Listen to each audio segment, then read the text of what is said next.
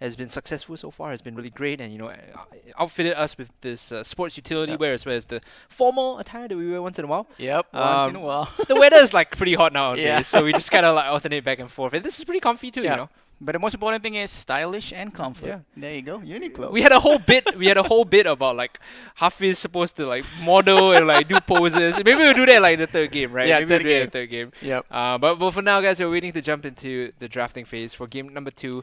It is going to be It's going to be MURDOCH versus NTU. Yep. We're waiting for players to get into the lobby. We're trying to get into the draft as soon as possible. Yep. To recap our viewers for what happened in our first BO3, it was of course Singapore Polytechnic that took the win in all three in the third game.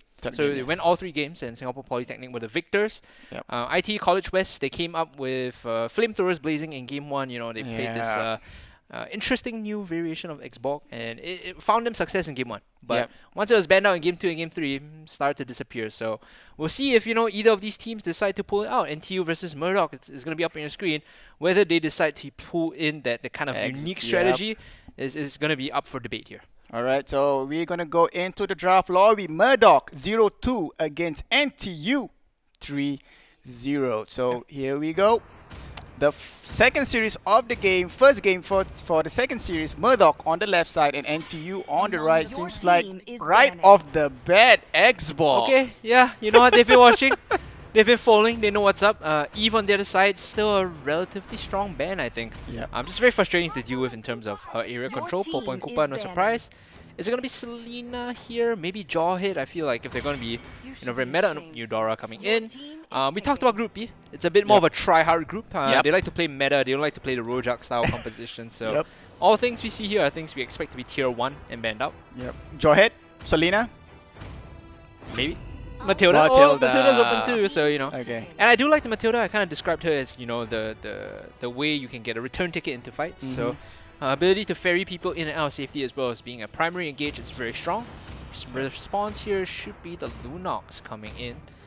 Maybe you go Lunox Granger here. Lunox Jawhead, of course. Jawhead's open, you take Jawhead. Yep, I believe Jawhead will be the tank for Team NTU, and Lunox is secured. And let's see what's going to be the next 2 pick for MURDOCH before we go into the second banning phase for them. Alice. Okay. I think you'd go Alice and Hyper here. Considering you have Matilda, you don't really want the Selena. Yep. So Alice and Hyper is good. Granger's tier 1. Granger, Roger, Isan, Shin. My 3 holy trinity of Hypers, in my opinion. Alright, let's see what's going to be the first phase last pick for Team NTU. They can actually secure their Hyper if they want to. If not, MURDOCH would definitely ban another hero from the Hyper pool. There you go, Isan Shin. YSS. Call. Now this kind of makes things a bit tricky. What is going to be the final ban for both sides, right? For NTU, they already have a tank and potentially a mid or off lane. I think you continue banning tanks out here. For the side of NTU, you could go for Cho, I think, as a ban. Wouldn't be too bad. It wouldn't feel too awful to ban out Cho here. Yep. Pulapu? Okay. Offlane then. Okay. The bravest warrior will be banned out. MURDOCH. The last ban for MURDOCH will be they can ban an offlaner as well if they want to. Well, the thing is, the Lunox could go offlane, so I feel like you ban Mage here. Chang'e is pretty good, Kagura is pretty good. You probably don't want either of those in the pool right now, especially against Alice. Instead, it's going to be Benedetta. Okay, so both teams just targeting the offlane. Wow, Benedetta so far, 100% banned. Yeah. Yep, first game, second game.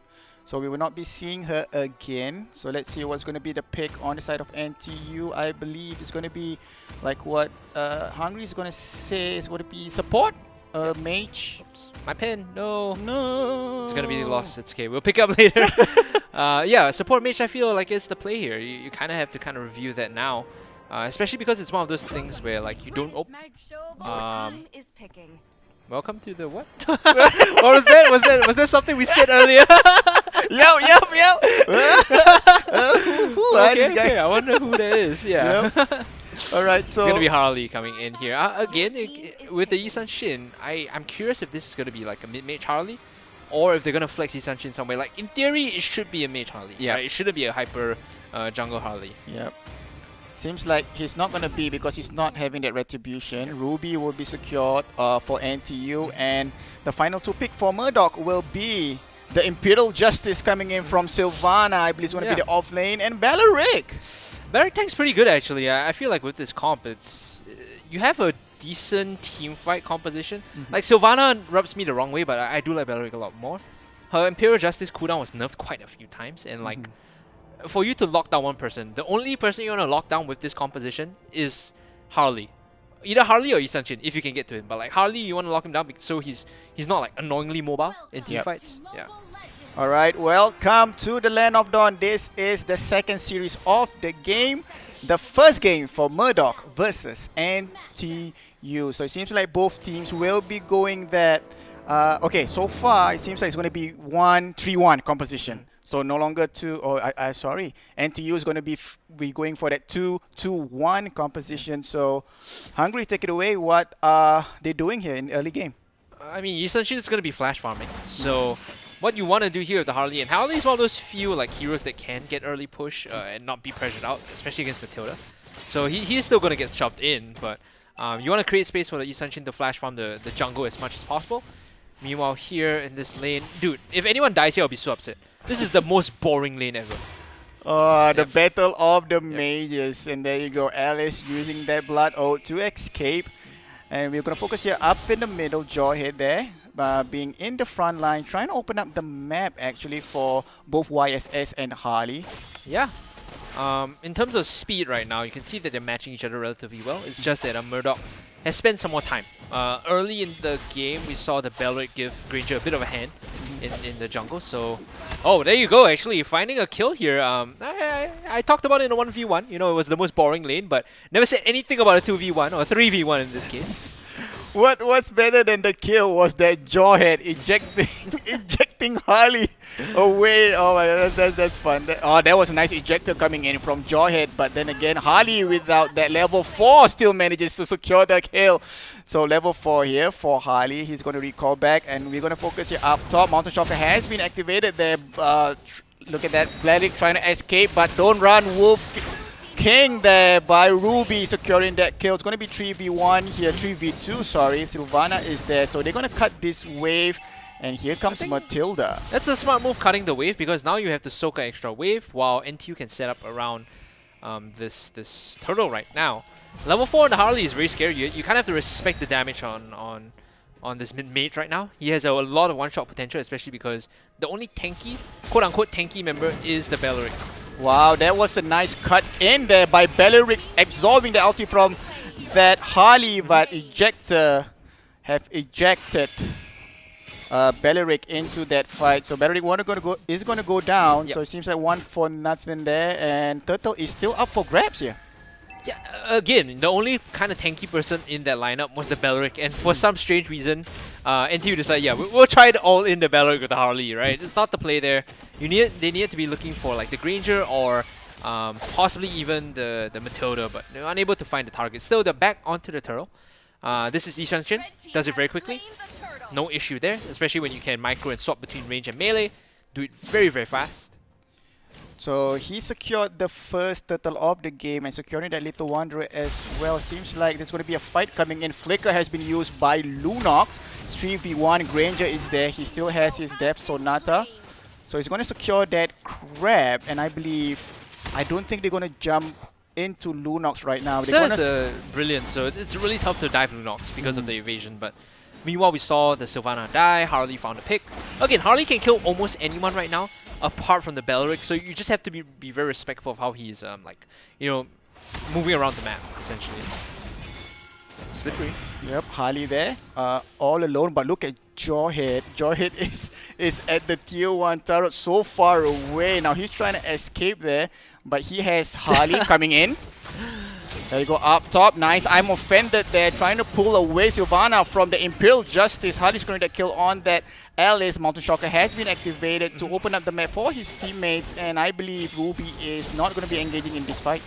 I love what I'm seeing from NTU so far. 5-1-0 on this Harley. The way they're playing it is more of like a roaming assassin, right? He pushes the wave as quickly as possible, moves into the jungle, finds a stray target, and then kills him instantly. Getting online now is a lot scarier because of the Twin Shadow Blades too. And with that new item, if you guys don't know, after a certain period of not taking damage, you do bonus damage, right? Which is insane. Like, of course, this is how you want to play Harley. You want to roam around and assassinate people in the jungle. Yep, look at that Jawhead trying to get the ejector on that orange buff. Granger is there, however, but nice circling eagle there by Matilda, but no support coming in, and she ejector. pays the price. Nice ejector. YSS is there together with Harley, the main damage dealer, so double kill on Harley. So NTU here is really on the aggressive side. Dude, this guy's sitting at 3.8k. Like, his core is sitting at 3k, so he's actually a lot more farm than Hyper on his team. He's been getting a lot of the kills, right? This is why he has that goal lead. For the most part, they're controlling the mid game with the Harley. As long as they can rotate around him and find the squishies, basically anyone that isn't Belleric, you have very good control on these objectives. Yep, but the thing is, look at that Jawhead. Okay, before we focus on that minimap, Alice is going to go up against. Here comes the Imperial Justice, misses that. Jawhead manages to escape there, but securing the kill as well. But here comes Granger there. Does he have his Death Sonata? I don't think so. Here comes that Jawhead again. Flicker and ejector. Granger is going to go down, and that Smart Missile securing that kill, and they're going to get this purple buff. Why not? Did Yusachin steal that? If he did, that's kind of like a horrible teammate move, as we see a kill come in here. Alice goes down, but so does the Lunox. It did take a lot of attention from MURDOCH to come down to get the counter kill. At least they put themselves on the board. They have 2 kills now to the 12 of NTU. And as long as, like I said, as long as Harley is moving around, controlling stuff, they will kill people. Look at this. Look at the damage coming in. Mountain Shocker as well. He's going to juke back. Couldn't land the full range of the cards, so was unable to find the solo there. But you see the threat, right? You see the threat. Yeah. Wow, NTU here is really on the roll, but what really surprised me is look at that Jawhead. He has been standing there deep end like for the past 3 minutes, and if you are allowed to do that, wow, seems like NTU is not respecting the defense coming in from MURDOCH as well. Oh, Wow, no. Ralph of Direct was used, but to no avail. I didn't believe they really did that. He ulted, but he caught no one. And it happens to the best of us, so we'll just move on. We'll call it a zoning ultimate. It's just still, the problem here for MURDOCH is always going to be there, ever present. Good catch though, they're jumping in. Actually, look at this, turning around. Oh my goodness, the backline. They find the Belleric, and now they're cleaning up. They get the Alice as well. Having to back off. NTU, they don't want to overcommit. They still want this tier 2.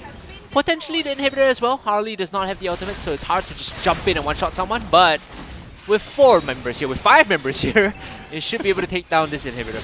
Yep, they will take down this inhibitor up in the middle. So there's going to be 2 inhibitor left. Here you go, Brilliance. Here comes the Imperial Justice. That was a nice catch, but look at Lunox securing that kill with that Darkening. Here comes Alice trying to get in the front line. Lunox with that double kill there. Harley trying to get that kill on the Alice. Alice will flicker out. So it's going to be... Yusachin. Yep, 3, 4, 2, straight off, and the middle, what do you call this? Middle wave will be coming in. I don't think NTU needs a lot here.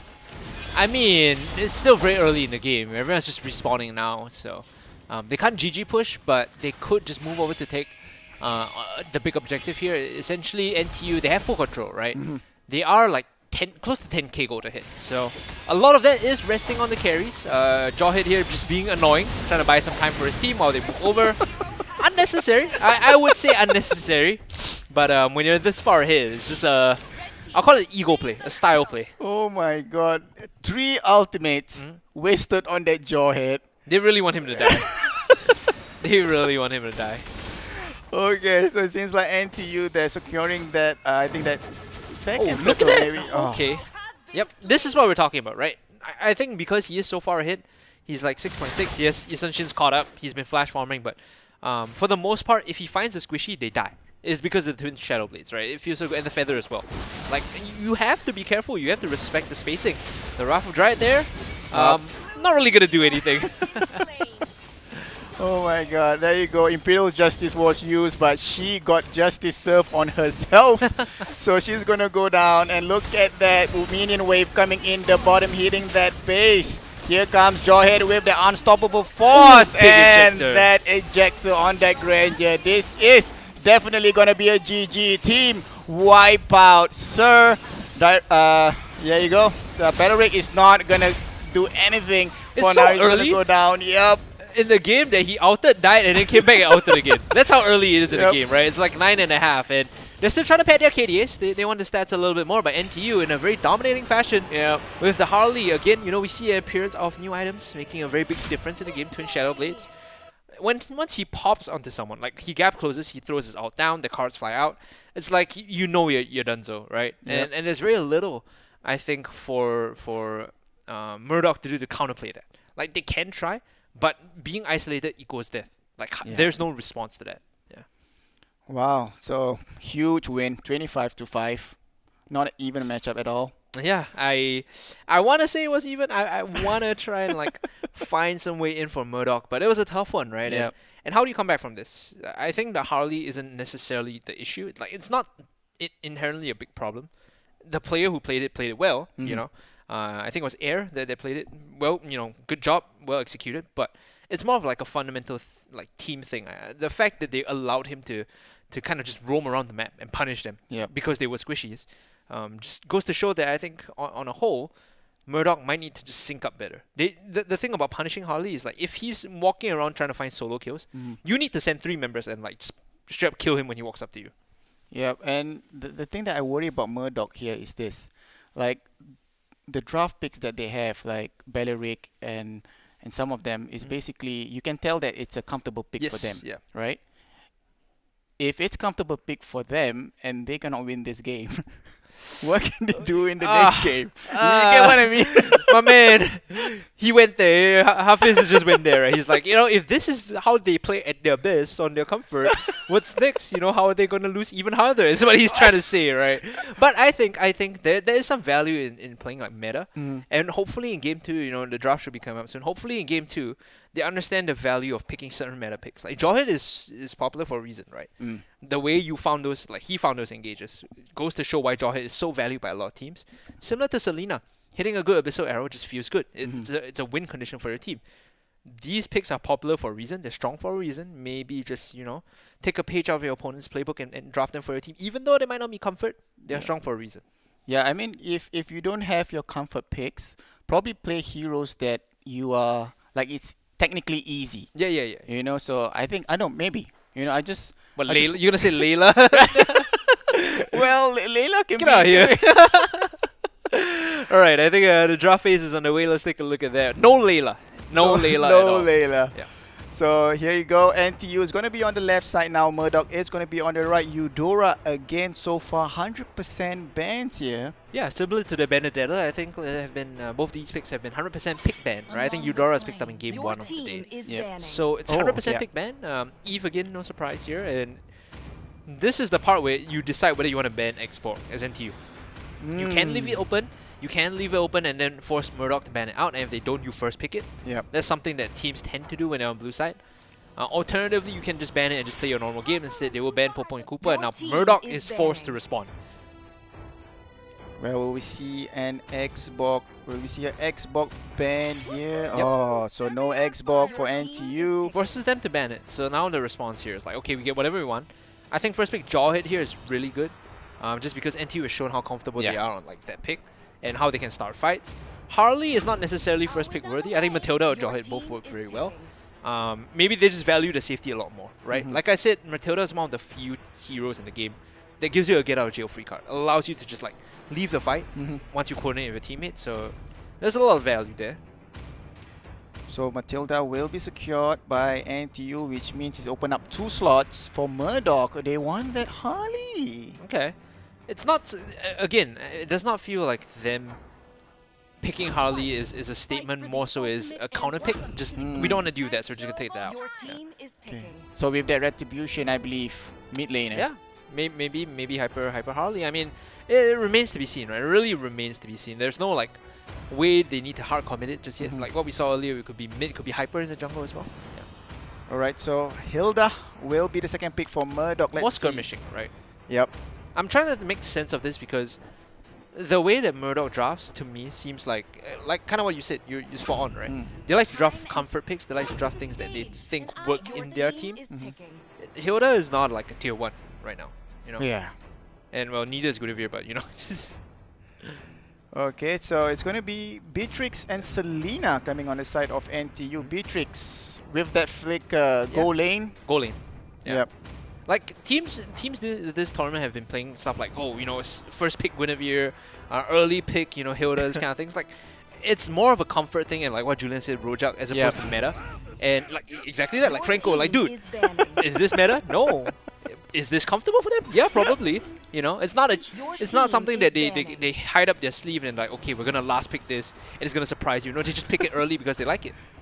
Yep. So MURDOCH with that Rojak meta, if you will, and I'm really going for MURDOCH. I just oh, you look at this now, you're like a MURDOCH fan, right? I'm a MURDOCH fan. Like I don't know. It kind of adds value to the live stream. Like it's not meta heavy, but it's interesting. Yeah, it's interesting. It's interesting in the sense that like if you hit a good hook, you definitely do punish. But at the same time, the same is true for the Selena. You hit a good arrow, you also definitely do punish. Yeah. So I do see like a lot of linear skill shot threats on both sides, or line skill shots rather. Alright, so Jawhead and Alice will be their final bans. Kagura will be MURDOCH's, and let's see what's the final pick for NTU. They are missing. Granger's open.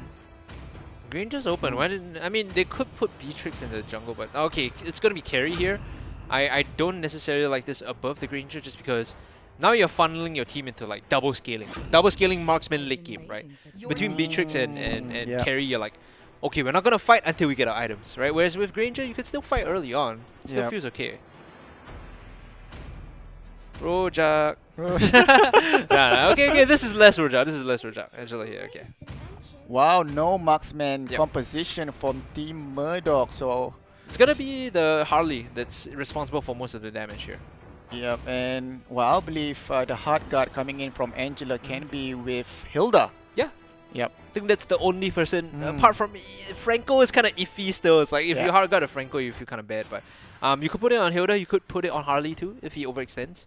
So the idea there is like if Harley decides to jump in aggressively and he's scared of, you know, getting one shot, just immediately throw the hard guard on him and buy him some level of safety with the love taps as well as the crowd control coming from the Angela. Yep, exactly. When you look at Team MURDOCH, no marksman set. This means that they got to start aggressive. Yeah. They cannot push this to the late game, right? It's basically inverse compositions. For MURDOCH, it's like we want to fight as early as possible. Like level 4, we got the ultimates, we go. For NTU, they want to take this to the late game. And if they do snowball early, they don't have to really think about the late game. The thing about these compositions is, like when you have double marksman, it's a ticking time bomb, right? Yep. And all MURDOCH is trying to do is just, you know, diffuse it early on. NTU, they're trying to just speed up the process of the fuse going off. Yep. Wow, look at that damage coming in early game from that Beatrix on the Kagura. And we're going to focus here on the bottom lane. It's going to be 2v1, but Franco here saw that, and he's going to rotate up in the bottom, whilst Matilda and Ruby will focus on that middle. So yeah, I think like what you mentioned, both Hypers is going to be focusing on that level 4, but that Matilda almost secured that purple, but purple Harley with the retribution. Pretty scary there. It's a bit of touch and go moment for MURDOCH University, but they still get the purple buff, and that's all good and dandy. You can see on the map that they're pushing up mid, they being NTU, right? They're pushing up mid and trying to get something done here. This is the thing about Selena. You need lane priority. You need to be able to set up with your teammates for those arrows. Yep, so it's going to be still. I think the bottom lane is just going to offset themselves. Selena with that miss on that Abyssal Arrow on Angela. But here comes Harley hitting that level 4. Selena's going to go down. First blood on Angela with that kill still.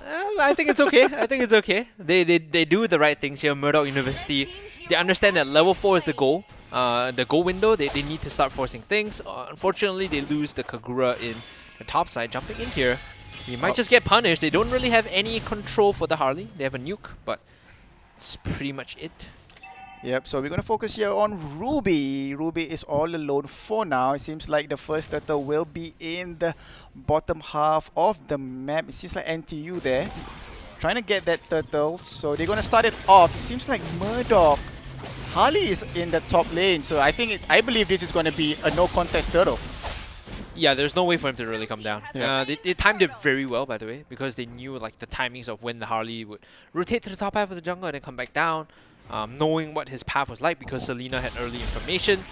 Now they are going to come in to try and contest this purple buff because, again, they saw the early clear coming in. Selena put down a trap and knew where Harley started and how Harley pathed. So this is an arrow, this is a punish. There you go, there was a nice arrow, but Hilda using her passive in the bushes, getting that regeneration effect there. So she's not going to go down, but Harley securing that Beatrix with that 2v1 up top. That's a good map rotation, by the way, on the side of MURDOCH. I mean, they do get the counter kill, but it's not very efficient to kind of rotate someone up to get you know, a revenge kill after losing one. At the end of it, though, it is NTU that feels like they're coming out ahead. In fact, they are 1,000 gold. Another hook that doesn't connect. Unfortunate, but this Franco pick is starting to make me feel a bit bad. Like, I don't know, man. When I see hooks don't connect, I feel a bit awful. Yeah, so far it's 0% land rate here for Franco. But look at Matilda, see how aggressive she is there. Oh, Basilero misses that Franco. Carry trying to steal this purple buff coming in. Angela is there. Nice hook there. Does it reset it? It reset. Oh no! Did not reset. And look at that, Carry securing that purple buff. Wow. That's the thing, right? That's the thing. You might hook it, but it doesn't reset. And now another fight in the jungle. There you go, 3v1 Hilda there, trying to get that regeneration effect.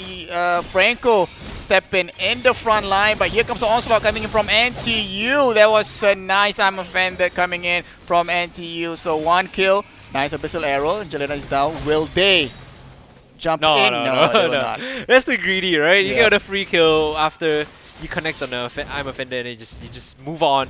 You've already gotten the buff. You've already gotten everything you need. Just back off. And interesting choice of guns here coming in for the Beatrix player. Normally, like in the past at least. Oh, Hakard. Come on, Hargard. Come on, Kagura. Get that. The umbrella. No. What a miss. No. Okay. No, Franco. Okay. They got a 1-for-1. They got a 1-for-1. Well. Not like this, Fizzy. Come on, Franco. So, tier 1 turret up in the middle is going to go down. The second turtle is up in the top lane. And I believe after that securing T1, NTU will go for that turtle as well. Look at that. There you go, Matilda securing that kill with that circling eagle. That's it. This is why the comp is scary. Yeah. Oh, actually, he turns it around. He might just be able to find a kill here onto the Harley. Oh, Harley manages to escape that from that. Also, okay, but Ruby with that don't run Wolf King, and he's gonna run. So no kill from Ruby. Hilda is there to actually protect Harley. It's gonna be 2v2. Here comes Selena trying to get that abyssal arrow. Oh, did he hit? We're gonna focus in the bottom lane. Franco yet again misses that hook. Oh. Manages to escape. What is the abyssal arrow misses yet again? So Hardguard there with that Kagura. That's a wasted ulti for a bit. But here comes one-on-one Ruby. She's gonna get the kill here, right? Oh no. He jukes out. This is why it's so annoying. Like, this is why we kind of saw the Sylvana in the previous game against Harley. Granted, the Sylvana lost. But this is the idea of like why you want the Sylvana. And another dive into top tier 1. Oh, big guns coming in. They get the first, they get the second. And well, NTU, they just strike back so fierce. Yep, this is what MURDOCH don't want to be doing. Like, they gotta start aggressive. They weren't aggressive at all from start to finish. Oh, nice. I'm offended getting that purple buff as well. Carrie coming in with that cleanup, and she was like, okay, why not? I get the purple as well. Will Hilda get that though? I don't think so. Oh, okay, she got it. She got it. So nice, well done. I don't think Harley will get that kill though. Those autos are starting to hurt right now. Like, you can see that Carrie's actually like starting to punish Harley here. He's dead. Yep. Angela's dead. Harley's dead. And like, they're too squishy. This is the problem. Like, when we're talking about this, they're 5k gold ahead, by the way. This guy's dead too. We don't have to talk about it. Like, you know why? You know why things are like this, Fizzy? Why? It's because the composition where you have double marksman and you find gold leads early on. Yep.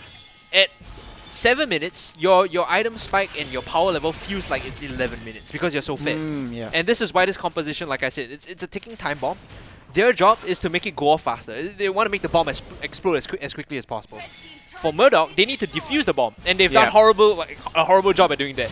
They're like supposed to cut the red wire, they cut the purple and the green wire and all the other wires at the same time, and NTU is just popping off right now.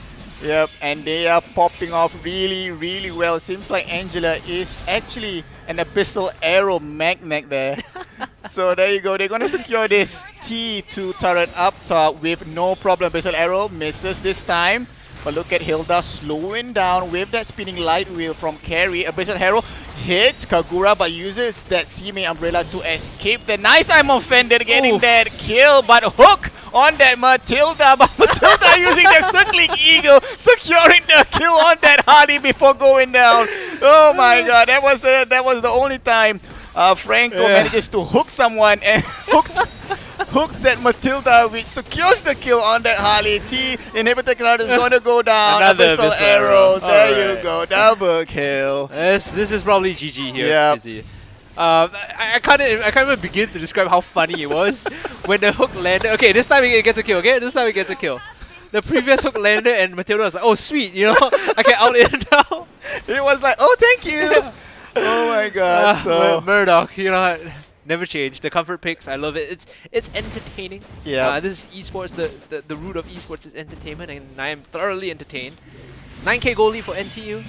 Dotting the I's, crossing the T's. They don't even need the Lord, honestly, because they've opened up majority of the base. They just need a couple of picks here and there. And Carry is like a monster. She's doing a lot of damage. Another arrow, another kill. There you go. Here comes Carry yet again. Carry is well known as the tank killer, especially when you have Franco and Hilda by your side. So Carry is definitely a counter pick there. Seems like it's going to be the top. Minaway will go down there. No engagement as of yet. They will go for this Lord, I believe. Yeah, I think, especially with Carry on board, you shred that pretty quickly. Yep. Like, look at the health bars just go down. Spinning light views are just wrecking this objective. And meanwhile, in Murdoch's base, Beatrix is also wrecking objectives. Okay, Harley, I don't think BT is going to go down. Nice, I'm offended, but Flicker has been used by Harley to save himself. Franco getting that Ruby, but I don't believe he's going to do anything. Ruby yet again securing that kill. Hilda, for no reason, getting in there. That's actually feeding them by Hilda, to be honest. We're way past the point of feeding, Fizzy.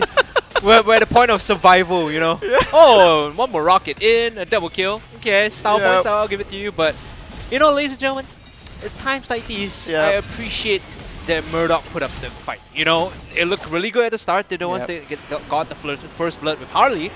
It's just that things don't go according to plan sometimes. Yeah. So that's it. Series number 2. 2-0 wins for NTU. And yeah, Murdoch, you may not win this game, but like what Professor say, you win my heart. No, I'm not the professor, man.